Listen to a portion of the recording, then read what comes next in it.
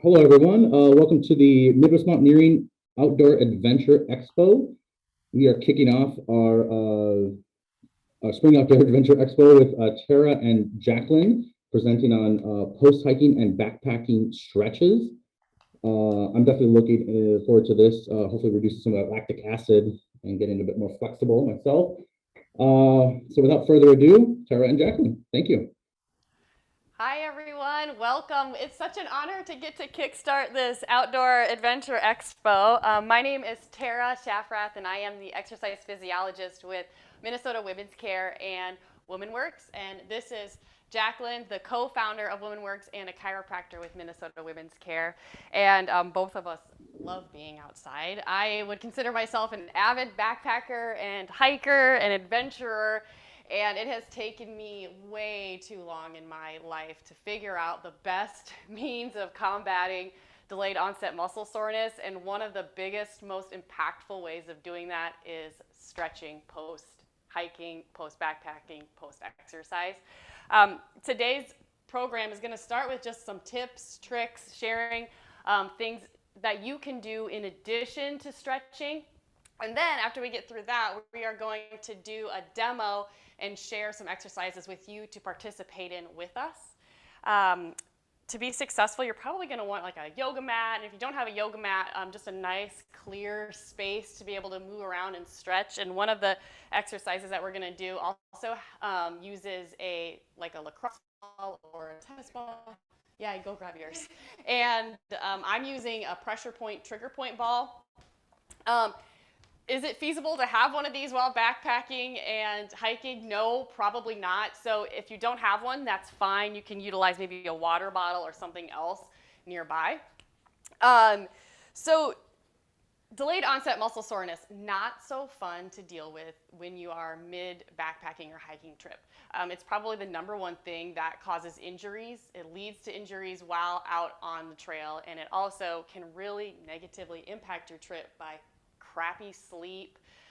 It slows you down and it just doesn't feel good. You want to be out in nature and really get the most of it, and it's really hard to do that sometimes when your body hurts so much. So some tips that you can do in addition to stretching is one, proper nutrition. Try to eat a variety of fruits and vegetables prior to your trip. So for example, if you're going to the Boundary Waters or hiking somewhere for a long extended amount of time, do your best to load up on all the fruits and vegetables that you possibly can to increase the stores of vitamins, minerals, and antioxidants in your body. Because I know that it's very difficult to get ample fruits and vegetables while in the woods. It's really hard to pack those a lot of the times. And if you're like me, you're on vacation, and so the last thing you want to do is eat healthy the whole time. So trying to load up the body beforehand with all those ample vitamins and minerals is going to help you with success and help make those muscles really happy so that your metabolism is working at its best. Plus, you probably need to clean out your pantry anyway if you're leaving for a few days, so eat all those fruits and vegetables. Um, one thing in addition to that is when you pack for your foods, if you're going for a number of days on end, try to get a variety of carbohydrates, proteins, and fat. I generally recommend people, I'm not a registered dietitian, so if you want more details, you can take advantage of our dietitian on staff and ask her questions, but recommend about 50 to 60% of your diet be grains and carbohydrates, and then the rest be a mix of proteins and fats, so 20% with protein and fat, to ensure that you get a variety of all of those macronutrients that you need. It helps if you pack ahead of time and make sure that you get all sets of those macronutrients in your pack. Hydrate, obviously. Drink lots and lots of water, as much as you can prior to starting your trip, so that you are amply hydrated and your muscles are ready to go and your cells are nice and juicy and your joints are ready to go. They kind of recommend that when you are training for a marathon. It's also an endurance race, just like hiking and long backpacking trips. They're endurance races, so make sure that you load up as much water as you can. If you are into the woods and you have to filter your water, that does make it a little more difficult. So I recommend one of the things that I do and that I found success in is after my morning coffee, if I'm in camp and after my morning coffee, I will chug about 2.5 cups of water prior to getting on the trail again, so that you can set yourself up for success and your cells get nice and full of water. You have that time at camp in the morning to filter the water if you need to, and then go out onto the trail and sip water throughout your entire day. What they recommend, 8 cups of water a day? When you're doing endurance work, you're going to want even more than 8 cups of water a day. Depends on how big you are and if you're male, female, whatever. But try to drink as much as you can. Your muscles are water hogs, and so you will want to drink lots of water to help prevent muscle soreness. And then massage. If you have time at lunch or at camp, massage out those sore muscles utilizing a water bottle or any other tools that you can. Massage is amazing at bringing blood flow to those sore muscles and help remove that metabolic buildup that can hang out there. Cold therapy, soak your sore muscles in cold water if you would like, if you have access to that, or you can ice when you get home. And then another thing is do a little warm up before your hike. Stretch a little bit, get the blood flowing. These aren't going to be your biggest, deepest stretches, but just slowly getting the body moving again, getting that blood flowing to all those sore muscles is going to help prevent further delayed onset muscle soreness. And cool down post-hike. This tip is one that I am terrible at following. So one tip that someone gave me once was your last quarter of your mile, you should slow down before you get to camp and stop making it more of a workout. Instead, slow it down, let the blood start flowing to the muscles, make it less of a workout. But it's so smart, but it's like the last thing that you want to do. It's like a long day of hiking, you have a quarter of a mile left. Like if you're like me, you push through harder. Instead of trying to finish the race with a sprint, finish with like slow movements instead. Or if you can't do that, just do a quick little cool down walk around camp once you get there. Okay. And then stretching, of course. So the fun stuff. So when to stretch, I highly recommend stretching right away in the morning when you roll out of the tent, van, camper, whatever it is. And then stretching post-hike. Okay, so stretch post-hike probably 30 minutes after, no more than 30 minutes after you're done with your hike so that your blood is still in those working sore muscles. And then you won't have to get super stiff and sore. So you want to find that sweet spot when you're not exhausted after your hike, but not stiff and sore yet, okay? So I recommend about 30 minutes after. It's usually enough time to like set up a camp or set up your tent or, get nice and cozy in your campsite, then go find a nice cozy place to stretch. How long do you hold stretches? I would say for about 60 seconds a piece. If you don't have that kind of time, 30 seconds, but it really does take that long to start feeling the benefit of your stretches. Avoid bouncing, aggressive motions. Make this nice, peaceful, and calm. Slow stretches. Listen to your body, and really try your hardest to enjoy the stretches as much as you can. Okay, so we're going to start. If you have something like a ball or a pressure point, anything, grab that and come on up to stand. Come up. Again, get creative with your pressure point ball. This is the only stretch or exercise that we are going to use. We're only going to use this one time. So we're going to use it for myofascial release on the bottom of our feet. So what you want to do is put your object on the ground. Take your shoes off, take your socks off so that you really feel the motion. All right, Jack's getting some nice music going for us too. All right, so this is the only stretch on that list. Aiden has a list of the infographics somewhere in there, somewhere out there that you can take advantage of, and it has a breakdown of all the stretches that we're going to go through today. This is the only one that I recommend at least 3 minutes on the right foot and then 3 minutes again on the left foot.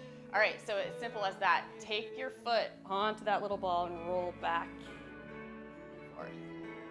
Usually what I do is start rolling back and forth and doing a scan of the foot. Are there any tension points? Are there any sore points? After hiking and backpacking, the whole thing is sore. If you're wearing like really heavy boots too. So Do a little roll from the back of the foot towards the front of the foot. You can even go over the toes. We have this fascia at the bottom of our foot that holds all of these little muscles, and all these muscles work so hard. When you've got a backpack on, you're slamming your feet down on rocks all day. It's dehydrated, tired. But that fascia is connected to all of everything for the rest of our legs. So it's connected to our calves, it's connected to our hammies, and connected to our hips. So if that's really tight down there, everything else is going to be negatively impacted. So that's why I like to start on the foot. All right, so as you are rolling and you find a spot, like for example, my heel always gets so tired and so sensitive. Just hang out here for a sec. Change the pressure around. If you really want high pressure, you can. If you want lighter pressure, listen to what your foot wants. You kind of want to like find that edge. Find the edge of where it feels good, kinda, but you don't want to go past it to where you hurt yourself. So roll it out here, find a sore spot and hang out for about 30 seconds. Yeah. And then when you're ready, we're going to switch sides. So I'm not doing a timer today, and we're not going to probably hold each stretch, for a minute just for time's sake, but, spend some time here. Roll back and forth, switching. Yeah, it does feel good. If you're willing, like if you're out in the wilderness and you're willing to put your foot on a water bottle, go ahead. I don't know if that's something that I would want to do. Maybe find something else that can roll, but that was one of the first things that I thought of that might roll well enough to massage out that fascia. All right, we're gonna find a sweet spot that needs a little extra love. Roll a little bit. Stand tall when you're doing this exercise. 3, 2, and 1. You can get rid of that ball. And we're gonna do a shoulder stretch. So standing tall, shoulders over hip, or in. Another good opportunity to do a scan of the body, see if there's really any pain point. Inhale, arms up tall. Exhale, hands down. We're going to interact the fingers in front of us. Good. And tuck that chin down to the chest. We are stretching those muscles along the upper spine right here into the shoulders. These babies get really sore when holding heavy backpack. Good. Pretend as if someone's standing in front of you and pulling your wrists away from you. Good. Find that tension and then relax and breathe. Most important part of stretching, I would argue, is the breath. Steady inhales and exhales. Good. And relax. With that exhale, one more inhale. And exhale, shake it out. You can even roll the shoulders a little bit, open up the shoulders again. Next, we're going to stretch out the deltoid. So this muscle right here, that's kind of like the cap on the shoulder. Take your right arm, open it up, start with a little chest stretch, and then bring it across the body. Good. And then pull your right arm into your chest. Some of these stretches you're going to recognize. I picked these stretches because they are going to address those pain points and those sore muscles that happen to get sore a lot from backpacking and hiking, but they're ones that you're going to recognize and that you can do, even if you aren't backpacking or hiking. Good. Make sure that shoulder rolls down away from the ear. So there's a big space between the shoulder and the ear. Just chilling with it up there by her ear. She's the one that's demoing what not to do. And the other side, open up that chest, inhale. And exhale, bring it across the chest. Good. And at this point, if you're out in the wilderness, out in the woods, it doesn't really matter if you're matching up your breath with movement, just as long as you're keeping that steady inhale and exhale.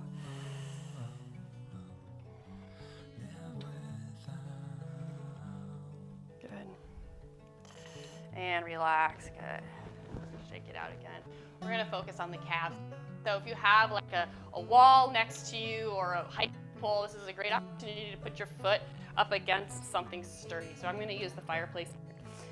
Toe comes up against the sturdy thing.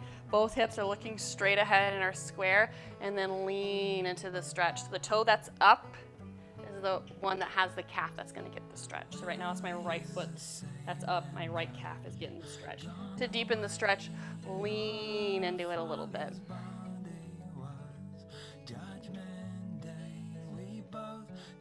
Yeah, I know. I want to book a backpacking trip right now. Good, and other side. So always trying to match up the length of time that you're holding on the right side.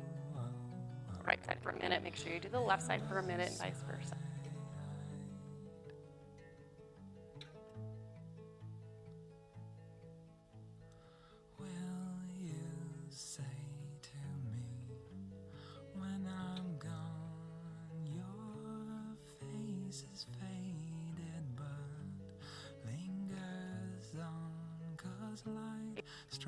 Relaxing into the stretch is so amazing for the brain too. A quad stretch, standing quad stretch, another opportunity if you have a walking pole or something to make you feel more stable. Otherwise, grab your heel, bring it on up to your butt. You can interlock the fingers behind you and pull that ankle towards your butt. And then knee looks straight down to the ground. Sometimes when we start losing balance, let our knee come out to the side or it's backwards. Instead, I want you to think about proper alignment. When we are in proper alignment, we're actually going to be able to stretch the muscles that need to be stretched. Hips looking straight ahead. Good. Hold. Stand tall, tall spine, breathe. These quads get worked a lot, especially for going uphill. And switch sides. Left heel goes up. Other side, come on. Yes. Doesn't have to be pretty all the time.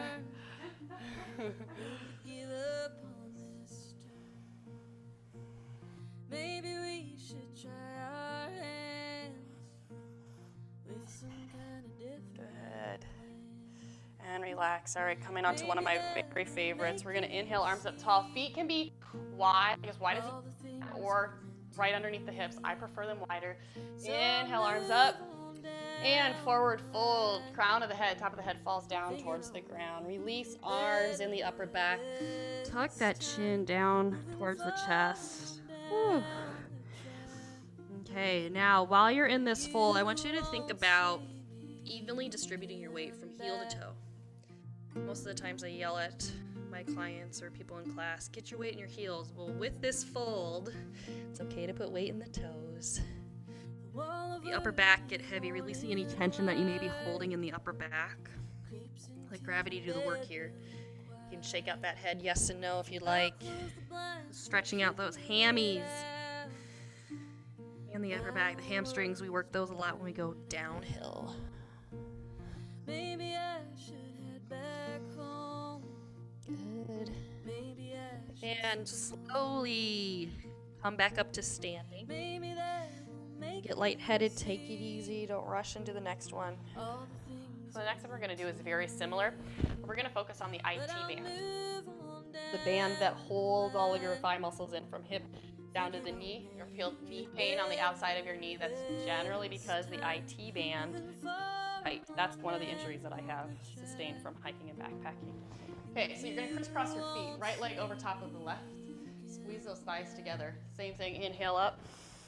Exhale, fold. Okay, if it's really tight, you're going to feel it already. Woo! There it is. Every time I try to pick up running again, this thing starts getting tight.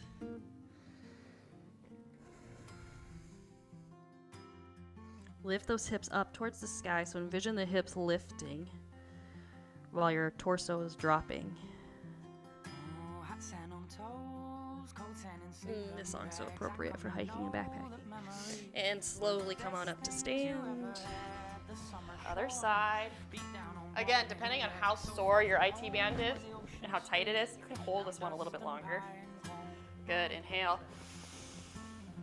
And fold.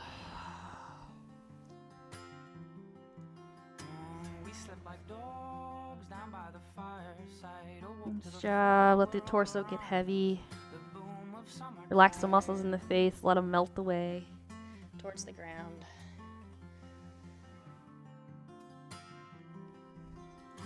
And it's a really good one, isn't it? Yeah. Come on up to stand. All right. When you are ready, we're going to drop down to the knees. This one's called pose or gate stretch. I think gate pose is the yoga term. We're going to first come to knees. Get stable first. Always alignment first, and then we move into the stretch. So hips over the, or shoulders over the hips, extend left leg out, toes looking straight ahead. This might be a stretch for you. So my husband has extremely tight hips. He can't do anything beyond this. This is a stretch for him. All right, so hang out here if you're already feeling the tension. Otherwise, if you have a little more flexibility, left hand on the leg, right arm comes up in the air like you're raising your hand in the classroom. Inhale, feel the stretch and those little baby intercostal muscles in the ribs, and then up and over to the side. Whew, feels so good. Yeah. And you can stay here, or you can do the deep stretch. Just make sure that you're keeping the shoulders away from the ears. You're not putting too much pressure on the leg. It's kind of just there more of a guide than anything, like a kickstand. You're not putting a ton of pressure into that left arm that's resting on the leg. Good. I like to envision my armpit reaching up towards the sky, energy coming out through the armpit. Whew. Stretching out the side body and these hip muscles. Inhale. Exhale back to center. Good. Okay. Right leg extends out. Nice and stable. Your ankle is in line with your hip. Both hips looking straight ahead. So getting you well. Right arm on the leg. Left arm up in the air. Reach. Exhale. Other.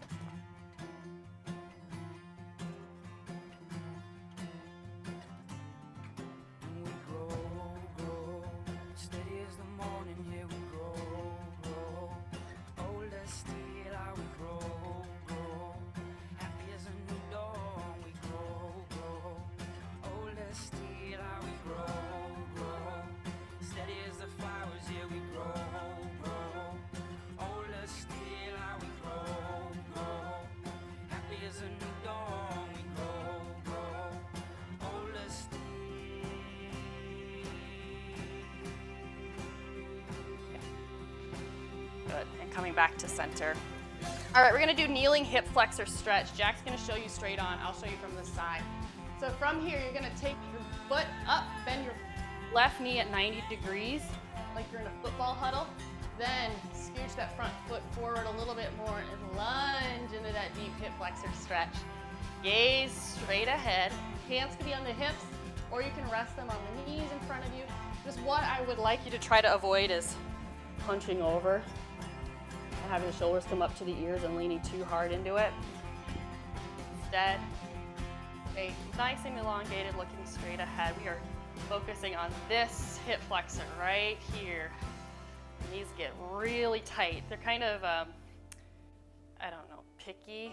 What's the right word? But they get tight when you sit too much and they get tight when you move too much. Yeah. So they're a little dramatic. Yes. And come on up back to a kneeling position. Nice and slow movements in between. We don't need to rush through any stretching. Other side, bend that knee. Scooch your front toes forward, lunging into the hips. Good. At the setting of your skies, and as we leave the comfort of Stop, everybody. Inhale and exhale back to the knees, nice and slow. And then we're going to come down onto our butt. Seated twist. Okay, so extend legs out. We're going to work our low back for this seated twist. Right knee comes up into the chest first. Then take your leg or your right foot, bring it to the outside of your left. So you're putting yourself into a little pretzel. All right, sit up tall first, elongate that spine, energy coming up throughout the top of the head rather. Left elbow to the right knee. Right arm comes back behind you, sit up tall, gaze over your right shoulder. Make sure that spine stays tall.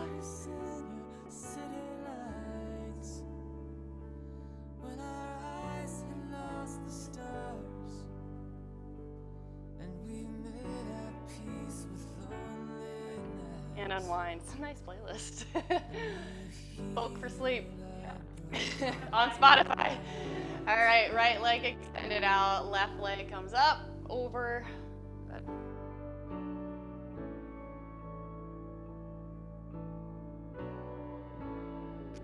Knee to elbow connect, left arm behind you, gaze over that left shoulder, sit up tall.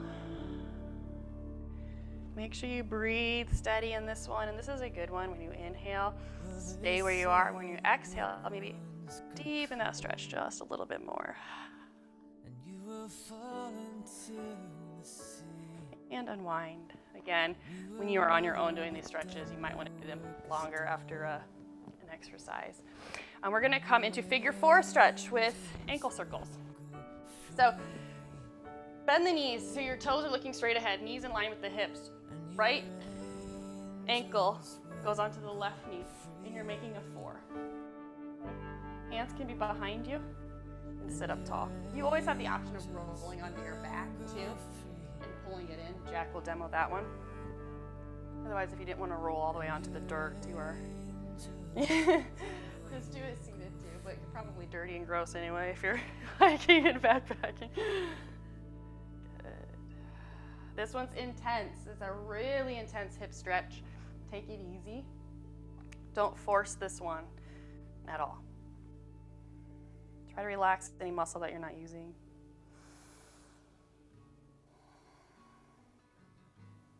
And switch sides. Nice and slow transition. We don't want to injure ourselves while stretching. Ankle onto the knee, sit up tall, and there it is. So you're gonna be able to feel the difference between one side compared to the other side. It's 100% based off of how you sit, past injuries. Jack would probably say something about the spine being out of alignment, the hips being out. It's okay, deal with it, stretch through it. If it's not as flexible on one side than the other, that's all right.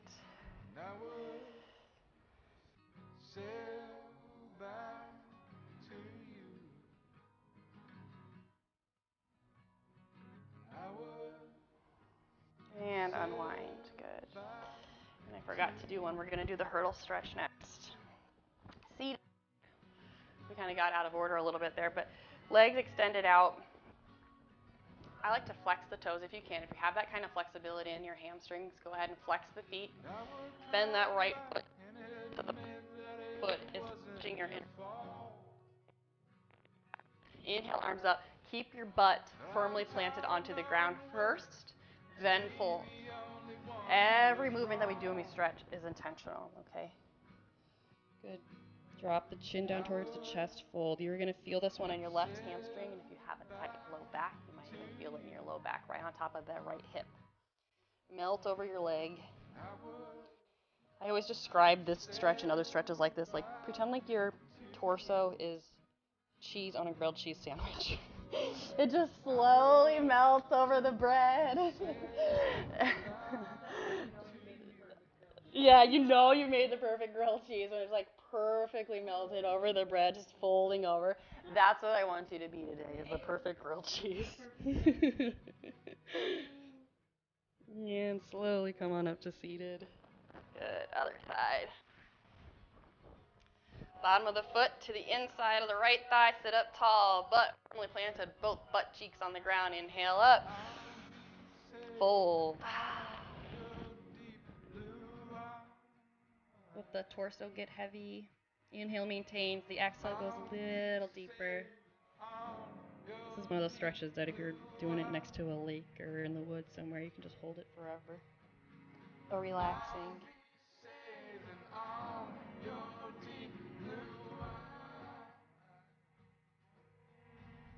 And slowly come on up to seated. Got 2 more stretches left.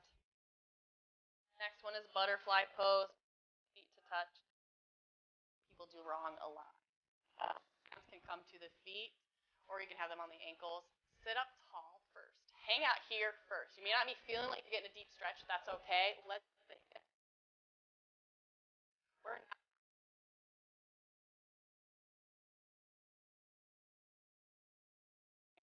first. Then when you are ready, and your hips open up to this position, inhale, nice tall spine. Then grilled cheese slice thing again. Fold over your toes and hang out here. I know, that sounds really good. Grilled cheese Sammy. Oh, yeah. Tuck the chin. Good. We'll all be gone. All our friends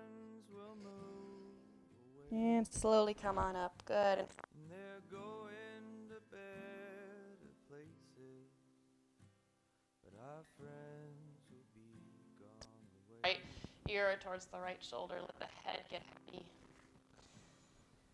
Nothing is Extend that left arm out. You want to deepen the stretch. miss your face like hell, and I guess it's just as well. And then back to center again. Left ear, left shoulder. Let the weight of the head do all the work here, and then extend right arm out. Good.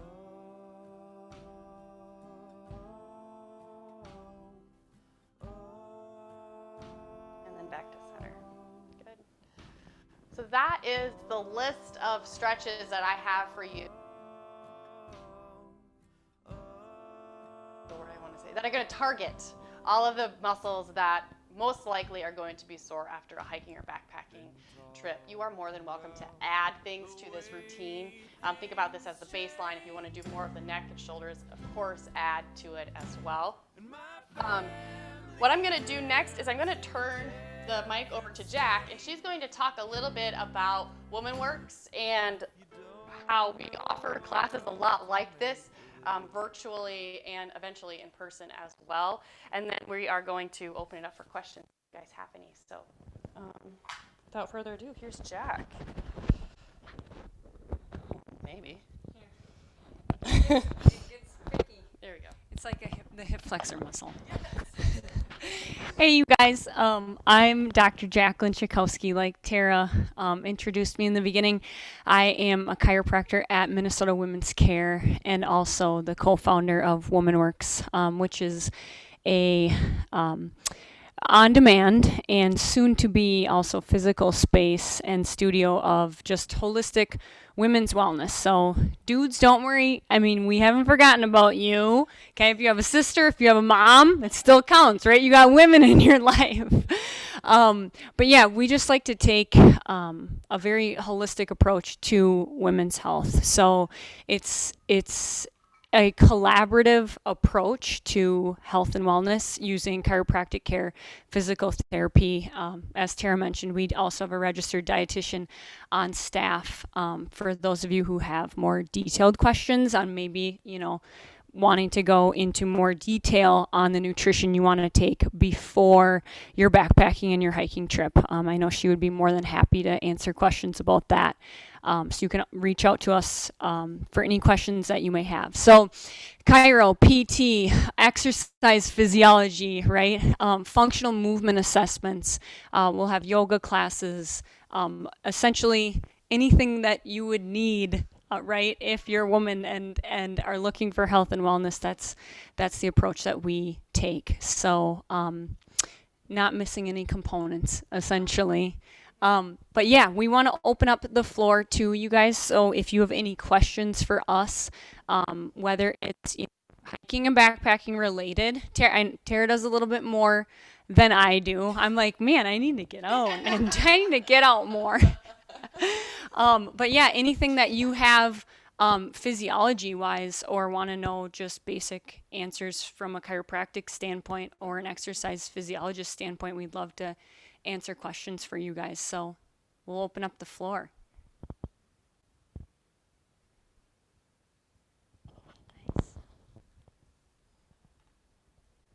Hi there, can you hear me, Tara and Jack? We can hear you.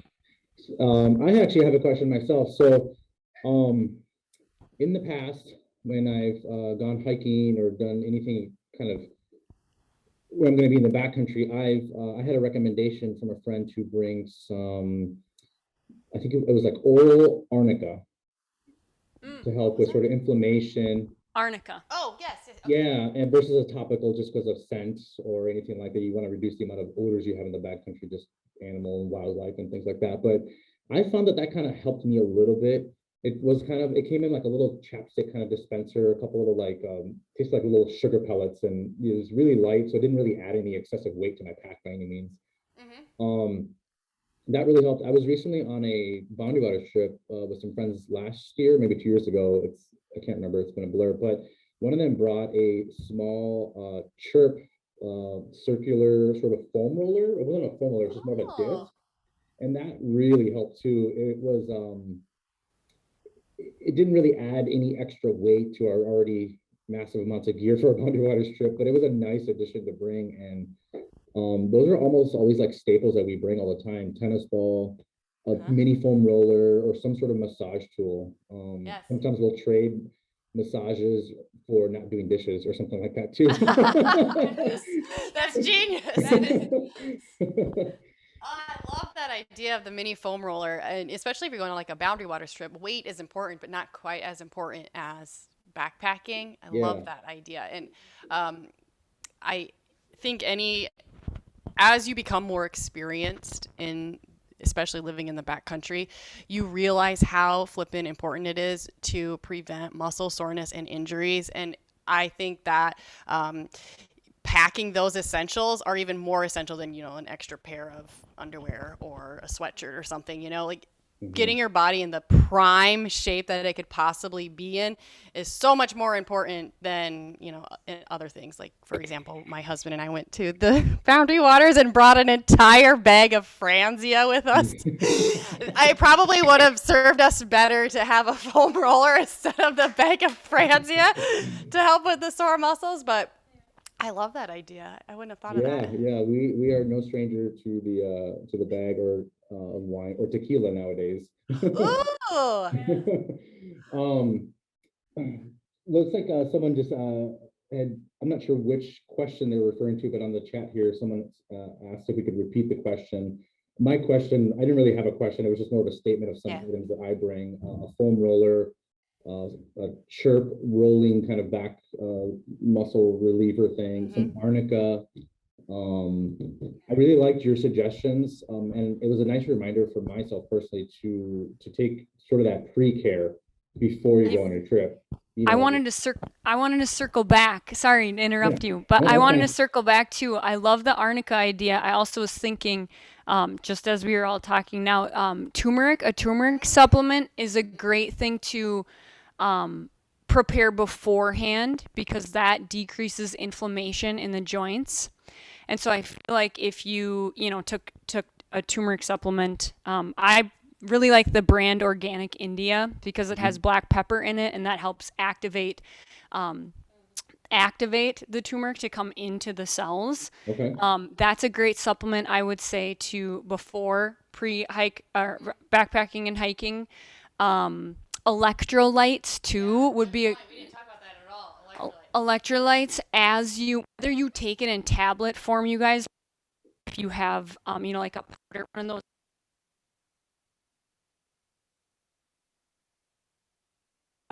your hike. I think that's another thing that people forget, electrolytes with the muscle rehabilitation. I think that will help throughout the longevity of Yeah. the hiking and backpacking. So Yeah. those are a couple that suggestions I had too, just from a chiropractic standpoint. No, that's great. I think those are all really, really good things to keep in mind. I think, one thing we've seen here at the shop that's been unique over the last 10 years is the gear advances in gear hasn't been leaps and bounds of technological advances. But I would say the one thing that's kind of stayed constant is that gear just inherently sort of just seems to get lighter. So packing, um,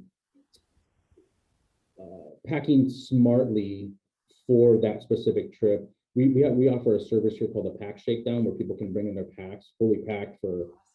It could be a weekend trip. It could be a long through hike of like the AT or some really long trail. We'll basically dump out your pack and go through and kind of look for any redundancies and kind of help pick apart um, and help you kind of like key in on, is that extra shirt needed, or how, what other things might be helpful. And one takeaway that I think I will take from this presentation is to sort of maybe infuse a little bit of that self-care aspect too, because I think sometimes that gets forgotten about. We focus so much on, the pack, the tent, the stove, and the gear that we tend to forget to look inward.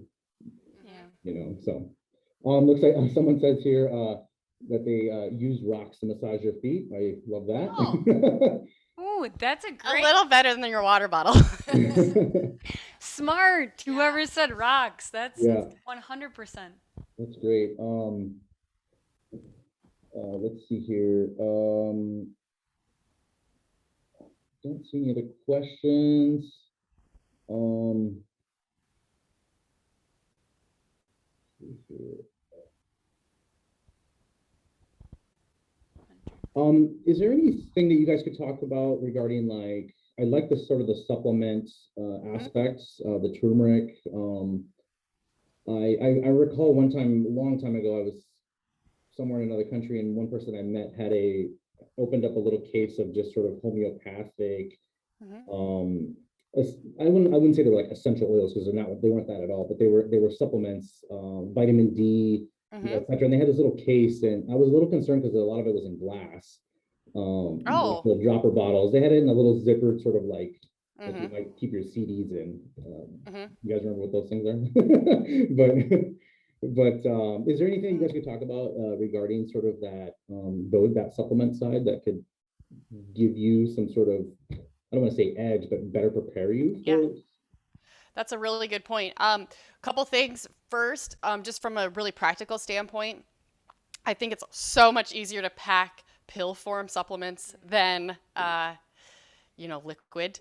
Yeah, when I got to be a trail angel for the PCT hikers in 2018, and so we got to bring them a bunch of fruits and vegetables, and then we also brought burgers and beers and stuff for all of them. It was so fun, but a lot of them this would have been 2018, so they had pill form of vitamins and minerals, and the ones that have hiked through hikes without vitamins and minerals and then have done it with vitamins and minerals have felt a world of difference energy wise. Their skin is better. Their muscles are going to be functioning at the highest ability that you can.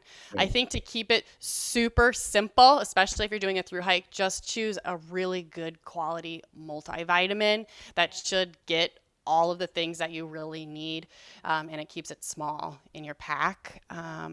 Brands we can talk about too, but yeah, do you have any? I have one more suggestion actually. A magnesium supplement. Again, it could be a powder form. I have my brand on my counter. I should go grab it. But all you need. Again, it's like a 1 teaspoon. Garden of Life. Yeah, Garden of Life. That's what it is. Yep. Garden of Life, whole food magnesium. It's anti-stress, calm, and regularity. But this, you guys, I'm a big fan of Dr. Mark Hyman, who's a functional MD, a functional medicine doctor, and he says, like, generally, if you are feeling muscle soreness or aches and pains, it's typically from a magnesium deficiency. So even again, measuring out, a teaspoon in, again, I don't know, maybe little containers, so you know that it's just, you have just that teaspoon, put it in your water bottle, shake it up, right, so that you can decrease the weight that you're packing. Having that just one daily, I think will also help with the duration of your hiking and backpacking trip too. And magnesium is so good for sleep. So I would highly recommend that, because you sleep like crap a lot of times when you're out in a tent. So that can help as well. Yeah, good questions.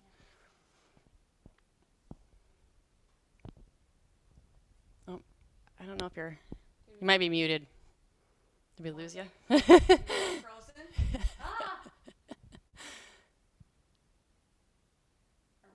Are we muted? Yeah. I don't think we're muted. I'm gonna check it just to make sure. There we go. No, we're good.